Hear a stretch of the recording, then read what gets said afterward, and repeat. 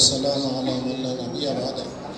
أعوذ بالله من الشيطان الرجيم. بسم الله الرحمن الرحيم. واعتصموا بحبل الله جميعا ولا تفرقوا.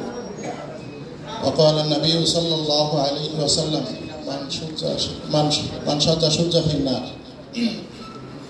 سيد القوم خادمهم. অতঃপর হেফাজত ইসলাম বাংলাদেশ কেশবপুর উলামা পরিষদের যৌথ উদ্যোগে ৪ নম্বর বিদ্যালয়কারী ইউনিয়নের সম্মানিত সভাপতি, বিশেষ অতিথি, বিশেষ মেহমান ও মুআজ্জাজ উলামায়ে কেরাম, সকলের প্রতি রইল আমার ঈদুল ফিতরের মোবারকবাদ। খুবই সংক্ষেপ কথা হবে, আমাদের মুরব্বীরা কথা বলবেন, দিক নির্দেশনা দেবেন। সবথেকে ভালো লাগার বিষয়, সবথেকে ভালো লাগার একটা বিষয় হলো, সেটা হলো এই উলামায়ে কেরামের মজলিস। এটা হাজার আবেদের থেকে একজন আলেমের গুরুত্ব অনেক বেশি।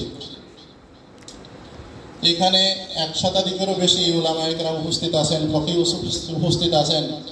এখানে ওয়াজ করার কিছু নাই, শুধু কথা একটাই যে আমাদের পরিষদ হেফাজত ইসলাম বাংলাদেশ মরহুম শাহ আহমদ শফি সাহেব রহমতুল্লাহি আলাইহি রেখে দেওয়া আমানত হাটাদারি মোহতামিম সাহেব হুজুরের